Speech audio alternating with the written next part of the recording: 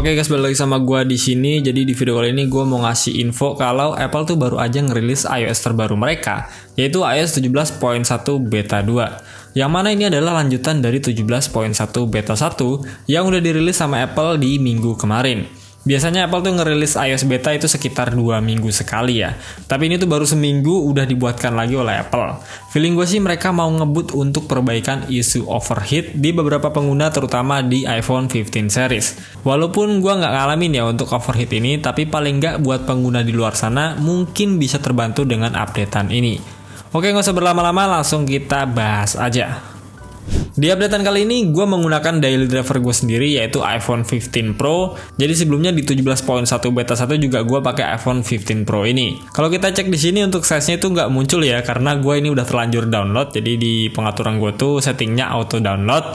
Tapi info aja size-nya itu sekitar 700 sampai 800 MB aja. Yang mana posisi sebelumnya tuh di 17.1 Beta 1. Jadi kalau device kalian tuh posisinya di iOS 17.0.1, 17 resmi atau 16, kemungkinan akan beda juga untuk size-nya. Dan 800 MB ini bagi gue itu relatif kecil ya untuk size update-nya. Jadi saran gue mending kalian langsung download dan install aja. Kalau kita cek untuk build number-nya di sini 17.121B5.056E. Dengan modem firmware-nya itu di 1.12.00. Sekarang kita coba cek untuk storage-nya apakah ada perubahan di sistem datanya. Ini ada perubahan dari 17.1 Beta 1 yang awalnya 1 GB aja ternyata bengkak jadi 15 GB. Dan sekarang gue dapetin angka di 7 GB. Semoga aja ini stuck tanpa ada bengkak lagi kayak kemarin. Baterai health-nya di sini gue cek masih sama, ada di angka 100%, masih fresh. Dan memang sebenarnya update iOS itu nggak akan berpengaruh ya ke baterai health iPhone kita. Jadi untuk baterai health itu ya tergantung penggunaan kita aja. Kalau kalian update iOS dan kebetulan baterai health-nya itu turun, ya itu emang udah wahnya turun aja, bukan karena iOS-nya.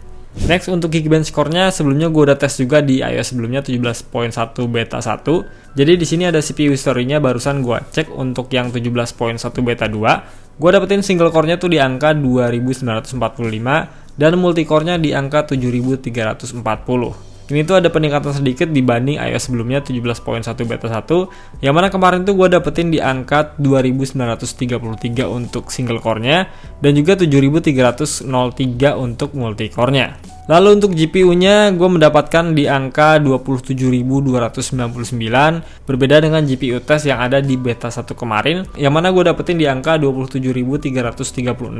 Memang ada penurunan sedikit setelah sebelumnya tuh sempat naik drastis. Sekali lagi untuk skor Geekbench ini tuh nggak menjamin hasil performa secara keseluruhan ya. Semua tergantung penggunaan kalian sehari-hari seperti apa. Untuk apa aja yang baru sebenarnya di 17.1 Beta 2 ini cenderung minor-minor aja ya. Seperti yang gue bilang di awal tadi, feeling gue dibuatnya iOS ini tuh tujuannya salah satunya untuk mengatasi masalah overheat yang lagi gencar diinfokan beberapa pengguna iPhone di luar sana. Khususnya pada saat menggunakan kamera dan aplikasi pihak ketiga kayak Instagram, WhatsApp, dan lain-lain. Tapi alhamdulillahnya di iPhone 15 Pro gua yang udah update ke 17.1 Beta 2, itu gua coba pakai tes rekam 4K 30 fps di siang hari. Hasilnya aman-aman aja, jadi untuk bodinya tuh nggak panas, cuma anget aja. Dan menurut gue anget itu wajar ya untuk kondisi siang hari sekarang tuh yang panas banget. Kemudian ada beberapa perbaikan bugs juga di sini yang gue alamin di Beta 1 kemarin itu pada fitur Spotlight Search ya. Dan pada saat gue swipe kayak gini, untuk papan ketiknya tuh nggak muncul, angka dan hurufnya itu nggak muncul, blank kayak gini. Anehnya di sini tuh masih bisa diketik ya, tapi tetap aja ya kita nggak akan bisa ngira-ngira di mana lokasi huruf atau angka yang ingin kita ketik. Dan ini cukup ngeganggu banget buat gua, apalagi pada saat gua pengen quick access ke aplikasi tertentu. Dan setelah gua update ke Beta 2 ini dan gua cobain Spotlight Search-nya, hasilnya aman terkendali, nggak terjadi lagi bugs kayak di Beta 1 kemarin. Yang kedua, adanya perubahan kecil pada icon baterai yang ada di bagian atas ini. Yang mana di iOS sebelumnya tuh di sudutnya tuh lebih melengkung ya dibandingkan di Beta 2 ini yang lebih tajam, walaupun nggak terlalu siku tapi terlihat lebih tajam aja. Mungkin menurut gua tujuannya biar mempertegas bentuk baterainya agar lebih kelihatan kotak aja sih. Itu balik lagi ke selera, tapi untuk gua pribadi nggak tahu kenapa gua lebih suka yang model lama yang melengkung kayak gini. Oke, next fitur baru lainnya kita pergi ke pengaturan, lalu sound and haptic. Di bagian ringtone dan text tone, sekarang Apple sudah mengembalikan semua ringtone yang ada di iOS 17 versi resmi sebelumnya. Karena kalau kita lihat di 17.2 Beta 1 ini, Apple tuh kasih tampilan dan daftar ringtone yang lama karena ringtone yang baru di iOS 17 itu masih banyak mengalami bugs. Nah, sekarang di beta 2 dikembalikan lagi untuk ringtone barunya, serta diperbaiki juga untuk bugs-nya. Dimana kemarin bugsnya tuh mengenai volume ya, dari beberapa ringtone tuh kecil, jadi suaranya tuh nggak terdengar dengan jelas, kita harus tambahin dulu volumenya baru terdengar. Sekarang di beta 2 udah diperbaiki, dan sependengaran gue sih ini normal-normal aja, nggak kecil lagi suaranya. Jadi harusnya sih aman kalau kita gunakan. Kemudian ada juga perubahan tampilan pada reachability, atau pada saat kita slide ke bawah seperti ini, biasanya itu digunakan kalau kita ingin menggunakan satu tangan, tapi nggak bisa menggapai sampai atas layarnya. Jadi kita turunin kayak gini.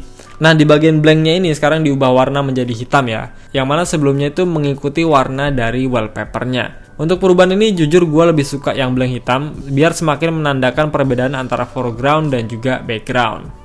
Dan yang terakhir adanya updatean di mode standby-nya si iPhone. Jadi kalau kita pergi ke setting, lalu ke bagian standby sini, sekarang tuh ada opsi baru di menu display, yang mana dia sebelumnya itu nggak ada, dan pada saat kita pilih, ada tambahan opsi lainnya lagi di dalamnya untuk pengaplikasian mode standby tadi. Sekarang kalian bisa pilih turn display off-nya itu mau otomatis, setelah 20 detik baru nyala, atau never. Kalau kalian pilih yang otomatis ini, maka device kalian tuh akan dengan cerdas mengaktifkan mode standby saat iPhone kalian tidak digunakan dan dalam kondisi pencahayaan di ruangan yang gelap. Menurut gue ini tambahan opsi yang bagus, jadi kita bisa lebih mudah dalam menggunakan mode standby ini. Oke, jadi itu dia updatean terbaru di iOS 17.1 beta 2. Lumayan berguna buat kalian yang tadinya pakai 17.1 beta 1. Daripada stay, saran gue mending update aja. So, gue rasa gitu aja video dari gue. Bye.